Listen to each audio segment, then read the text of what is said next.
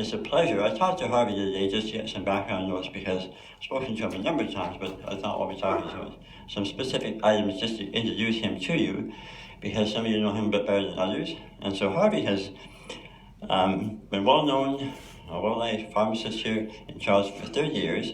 However, on top of that, talking to me, says originally from Selkirk, but to travel back and forth to study law at University of Manitoba was a long haul. He decided to move into the Y downtown. Struck up an acquaintance with a fellow from pharmacy, decided to switch his studies to pharmacy, and we're glad he did. Now, he came out here to Charleston to be involved in football. Pharmacy was maybe an afterthought, but football was what drew him out to Charleswood. On top of that, he ran the pharmacy here for 30 years.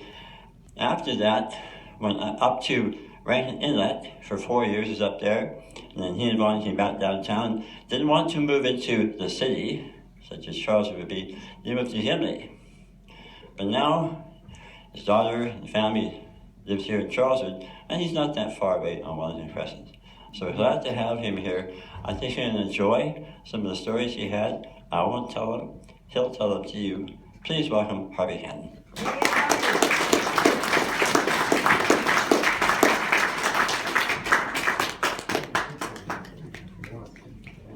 Thank you. Can you hear me okay? Sure. In the back? Can you stand on Good. a chair?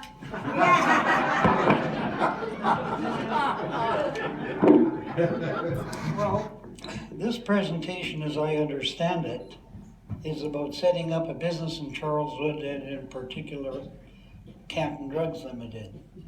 So, you remember when we came out to Charleswood, Roblin Boulevard was a gravel road. Yeah. Our police force was the RCMP. Yeah.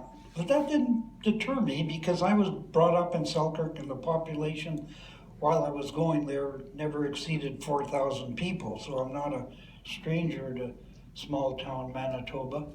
Although now the population in Selkirk is over 10,000 and it's a city. So I guess after I left they thought it was okay to come back. I always loved football. And Selkirk, with the population that we had, we couldn't afford to outfit a football team. So I played countless hours on the school field of playing touch football. And because I threw the ball well, I was usually the quarterback.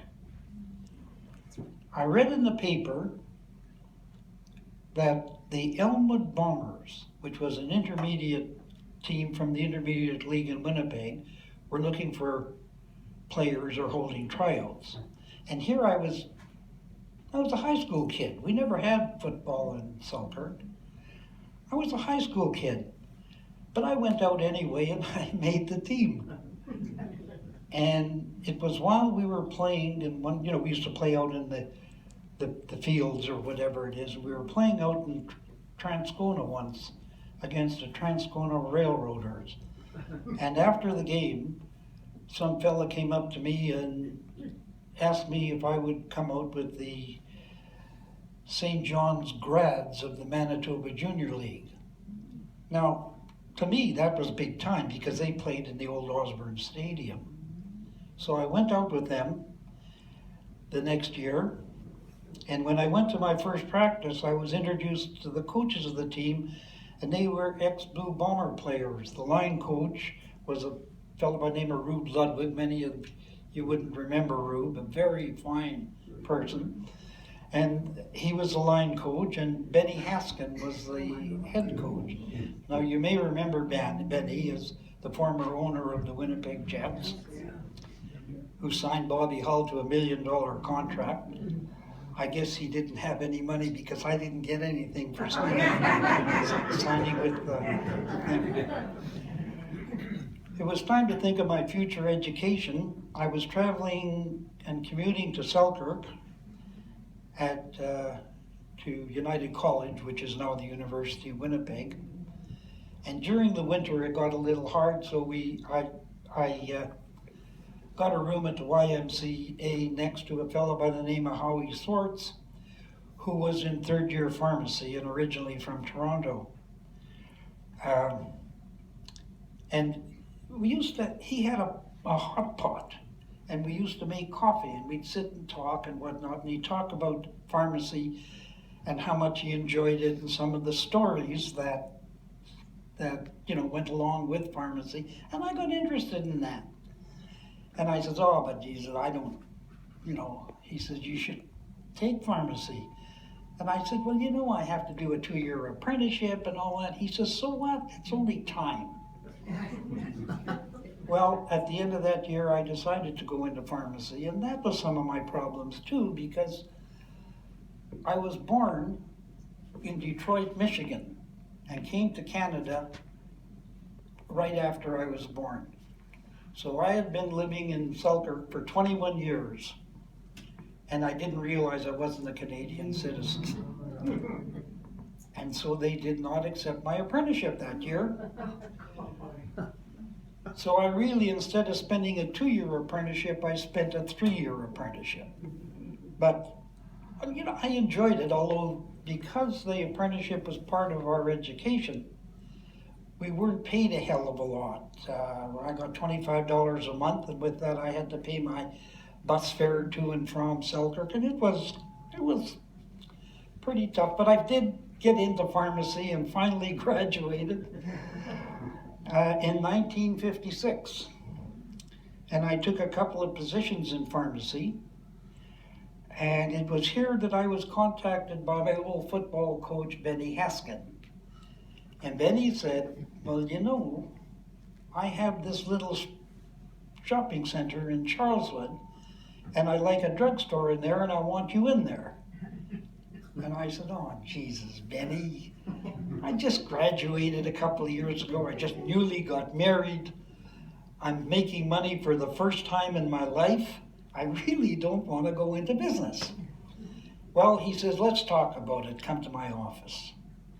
So we go to Charlie's office, but first, I was curling at the Maple Leaf Curling Club at the time. And I used to go from my store to the curling club and then on home. One of the fellows on my rink was a lawyer, and I was telling him about it, and he said, well, maybe you should go to this meeting, and would you like me to go with you? And I said, sure. So I go in there, and Benny's telling me all about this stuff and everything, and finally I say to him, Benny, I don't have any money. And he said, well, don't worry about that. Don't worry about that. We'll co-sign a loan or whatever you need, don't worry. So I still don't want to go to Charleswood. So my lawyer says, can I talk to my client alone?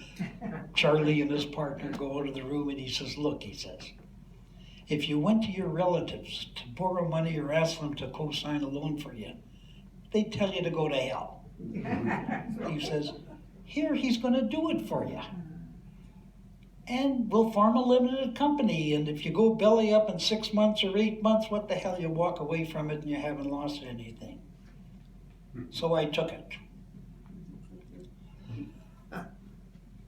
Then came the frustrating part. Now I've got a spot in Charleswood, and I've got to put a drugstore in there, and I have to deal with the bank. And some of my classmates who were in business at the time told me how to deal with the bank manager. What you do is you walk in there and you tell them what you're going to do and say, what are you going to do for me? And that's what I did. I walked into the Bank of Montreal in Charleswood, came to the manager, and I said, this is my name, this is what I'm going to do, and what are you going to do for me? And he said, nothing.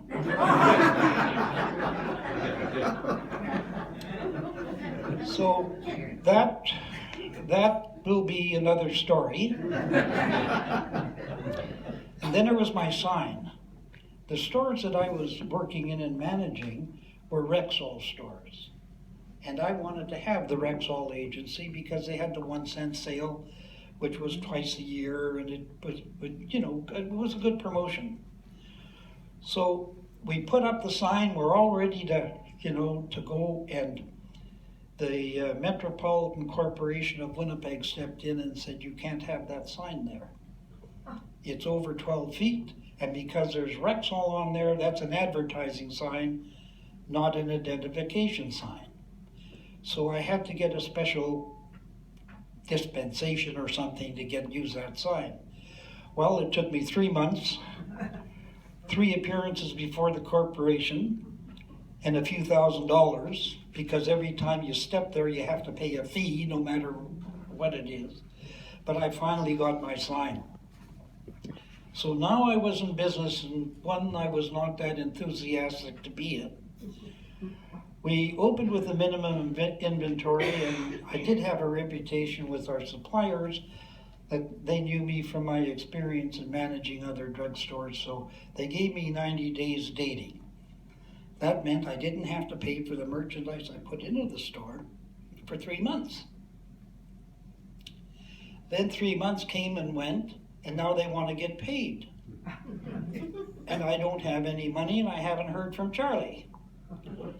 So I phoned my accountant, and I said, Jesus, Sid, what am I going to do? He says, well, tell me, are you paying your rent? And I said, yeah. He says, stop. So I stopped paying my rent, and a few days later I get a phone call from Benny, and he says, what the hell is going on there? Benny was a pretty rough guy, but as rough as he was, he had a heart as big as he is, I'll tell you. So I said, well, you said you were going to handle the financing here, and I haven't heard anything, and I have to pay my bills. So Benny said, well, what bank you dealing with? So I told him. He says, I'll call you back. Well, I never did hear back from Benny, but I heard from the bank manager. And he phoned and he said, well, why didn't you tell me that you had outside financing? And I said to him, you know what, I walked in here and I said, what are you going to do for me? And you said nothing. And I assumed you were going to do nothing. But you didn't lay out a plan for me. You didn't give me any suggestions. You didn't ask for co-signers or anything. You just said nothing. But I thought arranging some other methods of financing was your job. Anyway, they put money into my account. You might not know this, but at this stage in my life, I was quite shy. I was really a chore for me to get out and meet new people whom I hoped would be my future customers. But I did. And I was just shaking all the time. And I had to meet the physicians with their practices. And that was something. I went in to see the office of Dr. Provis and Dr. Lay. I told Dr. Lay what I was doing and what I hoped to bring to the practice of pharmacy in Charleswood, and he seemed bored. But Dr. Provis was very positive and very friendly. And he was something else, Dr. Provis. A lot of you people would remember him, but there's like he'd wear these galoshes, you remember? And with a couple of the buckles undone. And he'd go to a patient's house. By the way, he did house calls then. A lot of you younger peoples may not remember that. And he'd look at the patient and sit at the kitchen table and have tea with them and talk with them, and he had lots of time. And he and I sort of got on the same wavelength. We understood each other, and when he had a problem with, I want to order this Harvey, how do I do it? And I'd tell him, and he'd say, but this is a patient only 10 years old. So I said, that's okay, doctor, I can make the dosage for that. And we had a good rapport there. Well, one day he was in the liquor commission, and he saw this bottle of Harvey's Bristol Sherry. And he just thought that was ideal. So he got it and he sent it over to me for Christmas and laughed like hell because he thought that was really fun. Well, this set up something that was a yearly thing. He would come over with a bottle of Harvey's sherry every Christmas and then laugh and everything else. Well, our business picked up and we were happy with our progress, so much so, and we really enjoyed 30 years of continuous service to Charleswood. And I'm going to tell you a few of the little stories that happened during that 30 years. And one of them was, it was a rainy day, it was Saturday, and it was quiet. And there was only Yvonne and I in the store. By the way, Yvonne is my wife. She's sitting over here. Anyway, this pretty lady comes in and she hands me a prescription. And the prescription is written by Dr. George. And I didn't know Dr. George. And it was for 12 tablets of morphine, 10 milligrams. Now, it looked like a legitimate prescription. It was well written and everything else. But I learned during our studies that the onus was on the pharmacist to assure that all prescriptions for narcotics were legitimate. And as I said, it was a quiet day and I thought, what the hell, I'll give him a call. So I called Dr. George and I got his wife on the phone. And I told her what the problem was and I needed verification. And she says, just a minute, I'll let you talk to him. And she's yelling at him, the drugstore's on the phone. He gets on and he's hard of hearing. And as most hard of hearing people are, they talk loud.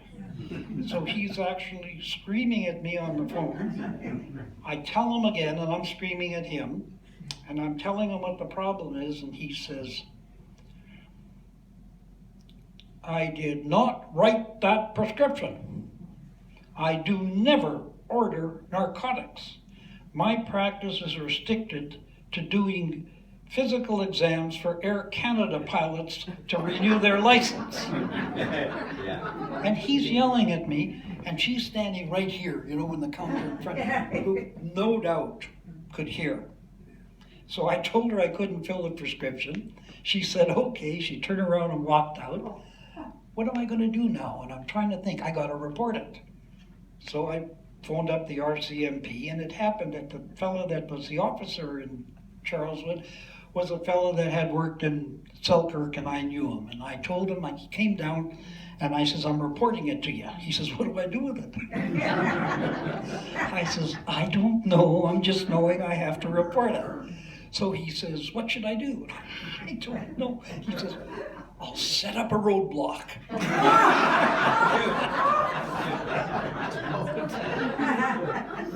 Well, a half an hour later, he couldn't find anything, and he came in and told me.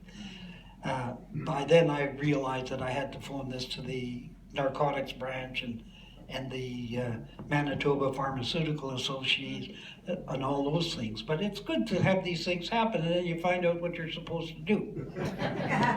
Now, that should be the end of that story, except it isn't, because about 3 weeks later, I get in walks the Winnipeg police asking me about this prescription that this lady tried to fill. And I said, yeah, but I wouldn't fill it. So he says, have you got the prescription? I says, yeah. So he had me initial the back of it, and he took it. And about 3 weeks later, I got summoned to testify at her trial. And that was a very interesting thing. You'd be probably interested in this in case it ever happens to you. It seems that she was charged with filling a fake narcotic prescription, and not attempting to fill one. There's a legal difference there. And I'll tell you what happened. It seems that she did manage to get the prescription filled at a drugstore in Fort Garry. So she did get the 12 morphine tablets. But that's not what she was charged with. Oh, yeah, that's right. That's what she was charged with, filling it. So they had me on the stand, And I gave my story. They asked me what's my occupation and everything. The pharmacist that filled the prescription in Fort Garry, they asked him what his occupation was. He said, I'm a dental student. And he was. But he was also a graduate pharmacist who paid for his tuition in dentistry by working part-time in drugstores. And he filled it. But they never, that's what they asked him. And she got off because the defense attorney produced the Opium and Narcotic Drug Act, and in it said that a prescription can only be filled by a pharmacist, physician, dentist, or veterinarian. And the one who supposedly supplied the morphine was none of these, then she couldn't have filled the prescription. And she got off. That was sort of an interesting thing. The other one was the 3 holdups we had in the store at gunpoint. But I'll only tell you about one of them. During the course of our business, we were held up 3 times, but one of those was the best. In those days, when narcotics went out of date, that means their expiry date was reached and they could not be sold. We were not by law able to dispose of them until examined by a narcotics inspector who was usually a pharmacist. But he had a huge territory, and I think we could expect to be examined maybe every 2nd year or every 3rd year by the time he got around to us. So that meant I had to keep them until then, because what happens when you buy a narcotic, you have to sign for it. And when you fill a narcotic, you have to have a prescription to cover the one that you've dispensed. Very simple. So I kept these in a box in the safe, and I had some cocaine in there. Now, at that time, we used to fill cocaine by making up a 1% solution of cocaine, and the doctor would use it because it would anesthetize the eye. So if you had something in your eye and the doctor wanted to get in there and take it out, they would anesthetize it with this 1% cocaine drops and take it out. That came into disuse because they found other products that could do the same thing. But I still had this cocaine there, and I had it there for years. As a matter of fact, cocaine, if you see it, is a white crystalline powder. Mine was a yellow crystalline powder. It was that old, but I still couldn't get rid of it. Well, these guys came in, I've got a gun to my head, and I says, what do you want? And he says, I want your narcotics. So I go to the safe, I open it up, and I says, you want some cocaine? He says, yeah. I says, here, it's in this box. I gave it to him, he turned around and ran out. That's one batch I didn't have to wait for the inspector. I would be remiss if I did not mention some of the people that made Canton Drugs a success. The first 2 people I hired, who were with me for almost my entire tenure, were Peggy Schroeder and Gertie O'Donnell. I guess when Gertie started, it was the first job she ever had. And she was just shaking like this. And God damn it, I was shaking with her. But anyway, those are the 2 people that were with me, and they stayed with me all those years. And if they were here today, I would certainly tell them how much I appreciated them. But I had family too that I tried to get interested in the pharmacy. My wife worked with me side by side the entire time, but we had 3 children, 2 of which worked in the store. There was Jeff, our eldest. I tried to get him interested in pharmacy. I got him in the dispensary, had him count pills and check labels. I said, well, what do you think? And his comment was, this job is easy. He chose to study economics and today practices as an economist in Boston. my daughter, my youngest, and she's here, never worked in the store the longest of our kids. She also chose another profession, psychology, and is now practicing her profession as a child psychologist. Our middle child, Paul, never wanted any part of the retail trade. So he pursued a degree in journalism at Carleton University in Ottawa, then worked as a reporter for the Winnipeg Tribune, the Free Press, Ottawa Sun, and the Toronto Sun. As many of his fellow journalism graduates, he now is in public relations. Although I had to be kicking and screaming to start counting drugs in Charleswood, I must say that those 30 years I spent here were very, very rewarding. There were many people who were so kind to us when we started. I would like to mention just a few. And I know I would leave out many who would fall into this category, and I apologize. But for now, I would recognize people like Steve Minurk, Mo Kelly, Art Moog, Ward Putnam, and Joe Reynolds. Some are gone now, but I'll always be grateful for their friendship. My experience in Charleswood will be remembered as happy and warm. For Yvonne and I to be able to join the Charleswood Historical Society to continue to meet our many old friends, that's an extra gift. And with that, I'll say thank you, and if anybody has any questions, I'll be happy to answer them.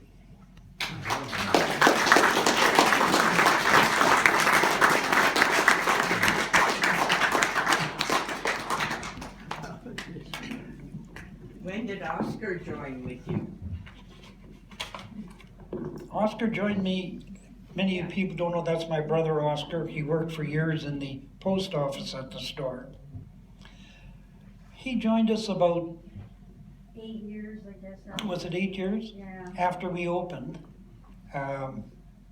Oscar now is 94 years old. He's blinded by a constant fight over the years with glaucoma. And ironically, he's at the Charleswood nursing home here. And he'd love to have visitors. No, seriously. Yeah, he's very yeah, and he cool. would love to have visitors. So if anybody has any spare time, you can go down there and say hello to him. He'll be really happy to hear from you. I just would like to make a comment, Harvey, that in the years that you were in the drugstore, Joan Reddy, and I think I canvassed for everything there was to be canvassed for and more, and never once did you turn us down. You donated to everything that we asked for, so. It was our pleasure, really, Joan. Go to Harvey, he'll give you something. Go ahead. Mr. Catton, when you opened up, was Frank's drugstore still open then? What's that? When you opened your store, was Frank's drugstore still open then? Yes, he was. And then Frank later sold it to, I can't remember who, but he was a very fine person who, do you remember who it was, Yvonne, that I Who bought? sold it to? Yeah. I think it was one of the chains. No. He was partner with at Crescentwood Pharmacy. And then he bought Charleswood Pharmacy from Frank. Anyway, he was there for a couple of years, and he wasn't well. And that's sort of something that I should have brought up. And I'll get to it in just a minute. I'm not evading your question. But I remember when I went to sell my inventory to Safeway when I wanted to get out of the store, we had a contract about this thick, and it was what I could do, where I could work, and and everything else. When the person that bought Frank's store, and I can't remember who he was, came to me and said, would you buy my store? And I said, well, what do you want? He says, all I want you to do is buy my inventory, and you can take my prescription files and continue with my customers. So I said, well, how are we gonna work this, you know? How are we gonna price it? And he says, whatever, we'll look up in the catalog. If I've got 25 tablets of this, we'll look up what it is and you'll pay me for it. And I said, fine. We shook hands and that was the end of it. It was the cleanest, sweetest deal that I could ever get. He was a real gentleman. And I wish I could think of his name, but that was one of them. Is there anybody else? Oh, yep. Okay. I'm just here to say hi for a girlfriend who used to work for you in the early days, Betty Boisclair, now Pool. She worked across the road in the strip mall. Of course. Which was almost a secret society, because I don't think anybody had ever talked to her. Ever heard of the dispensary across the road? Yeah. But she said she'd say hi to you. And she Oh, isn't that nice? You were so nice to her when she was starting out on her own. Good for you. Thanks very much. That's nice to hear. We had a question at the back? Well, not more much of a question, Mr. Gatlin, it's more of an observation. I worked at the Tomboy store for many years, and I look back and you mentioned Mrs. O'Donnell and Mrs. Schroeder, but I don't think some people always remember all the rest of the people that you employed, like Mrs. Shea, and then there was all the girls from Charleswood Collegiate. Doreen O'Donnell worked there at your store. So I think sometimes, people forget about what you brought to Charleswood and how you helped Charleswood nourish into the community it is now. Thank you very much. That's awfully kind of you. I didn't actually leave Charleswood because my daughter lives here. My daughter is here with her husband and my 2 grandchildren. Boy.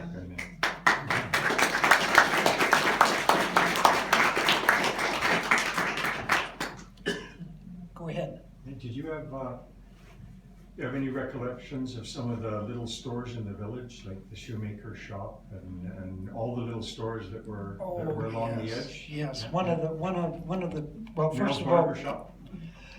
well, Mel's was there, but I remember in our little strip mall, we had Bill Carlo. Bill Carlo had the hardware store, and Bill was a very, very interesting and fine person.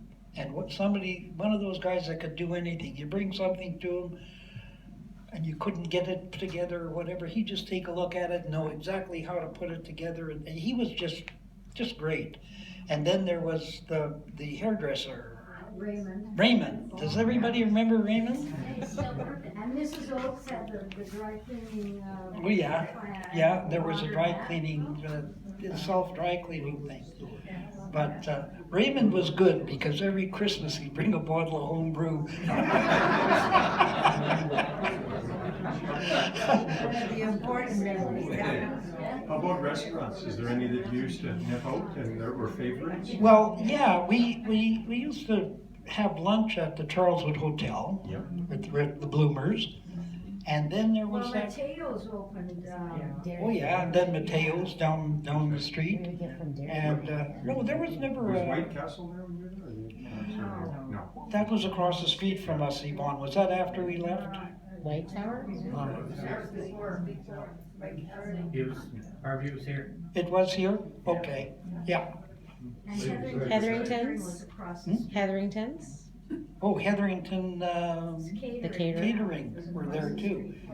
So, we weren't stuck for a place. Gondola to was eat. there too. What's We that? used to get from Gondola all the time. Oh, Gondola, Baked that's spaghetti. right. Gondola. Right next door. That was his Yeah, favorite. and that girl who's the daughter of the fellow that owned Gondola was really interesting because in the winter she'd go to Florida, and I guess she had a boyfriend down there or whatever, spent the winter in Florida. And to me, to go to Florida, that was an expensive proposition. But anyway, she found a way to afford it. You were the other end of Charleswood, and we had all these businesses, and the west end of Charleswood, we didn't have so much. Well, Chip stand. you got to remember that the west end of Charleswood, when I came there, That was the Schreier farm. Okay. Shire Farm, yeah, Shire Farm, sure. Well, we had the Kelly store. Really? It was everything, Kelly Yeah. store and the chip stand. Yeah. And the little credit union. Credit union, Yeah, and that was about it. And then the village, well, it was full of Yeah. commerce. But that's sort of, Andrew's store too was there. That's right. whose store? Andrew's. Oh, really? See, we called you the other end. Yeah. And then the people in the east end called us the other Yeah, end. well, we were actually called the village, weren't we? That's right. Yeah. But we said you were the other end. And that was the end of the streetcar line. Kelly's store and Andrew's store, that was the end of the streetcar line. With my young brother at United College. Pardon me? Nancy, you went to school with my young brother. Yes. At United College. And, we've had an association over the years, but what most people here probably don't know is how widely acclaimed Harvey was for his stand that he took when he refused to sell tobacco products in his store. That was citywide recognition that Harvey received for that. It was a brave step to take, Harvey, from a commercial standpoint, and I really would like to see that you get proper credit for it. And I thought it was a wonderful gesture.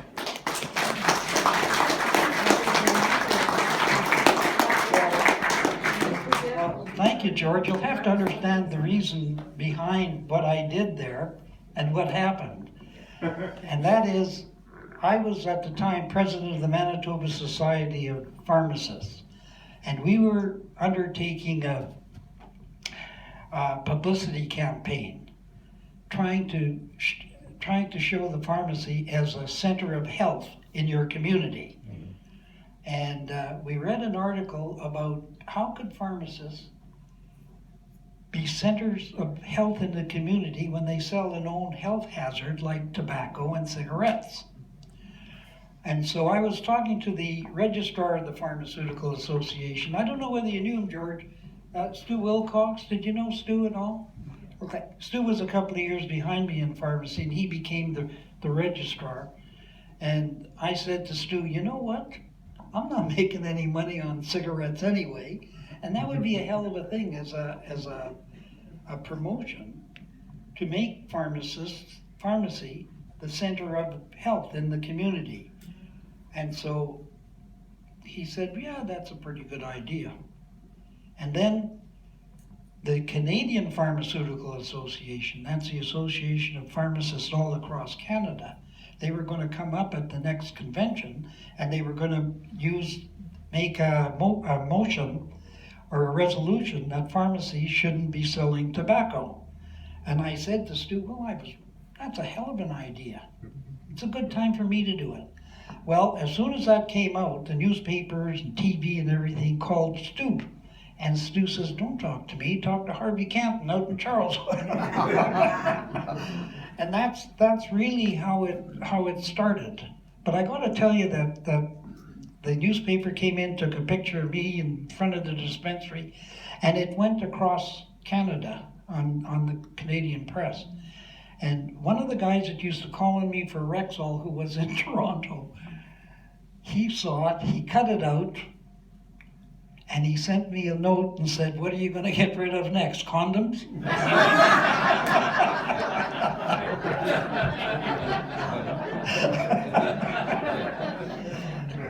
Anyway, that's how that started, George. Thanks for bringing that up.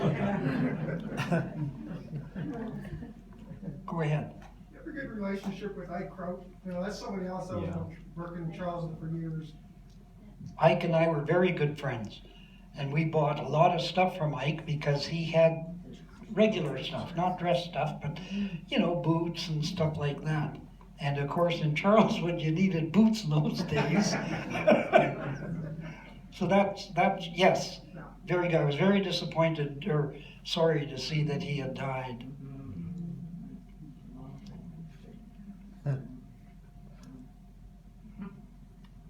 Okay? No, you can't ask questions.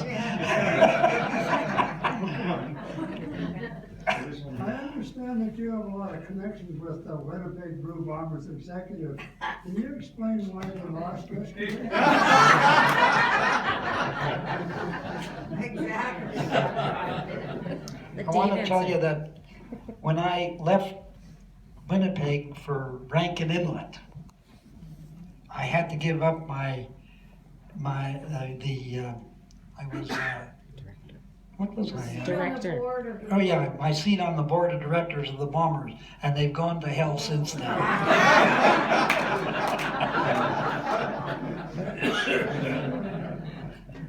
Go ahead. Did you go crazy at Rankin Inlet after Charleswood? You know, when we got to Rankin Inlet the first night, and it was during the summer, and we got into our apartment, and we looked out the window and the kids were playing, 3, 4 o'clock in the morning, the kids are playing out and everything because it's daylight. Yeah. And Yvonne looked at me and said, "What the hell are we doing here?" But I must tell you that we made some very, very good friends there. Some are still friends today. And we enjoyed the 4 years we were there. And if it weren't for the fact that coming home one night, and it was minus 35 and there was a 30-mile-an-hour wind against us, we had about a half a mile to walk to our apartment. I started getting chest pains. And I thought, you know, Harvey, this isn't a very good place to be if you're gonna have because you know you could be weathered in for a week, you know, in a place like that. So that's when we decided to leave Rankin Inlet. But I must tell you, that's one of the 4 best years we ever spent. Anybody else want to talk about Rankin? Thank you very much. I appreciate that.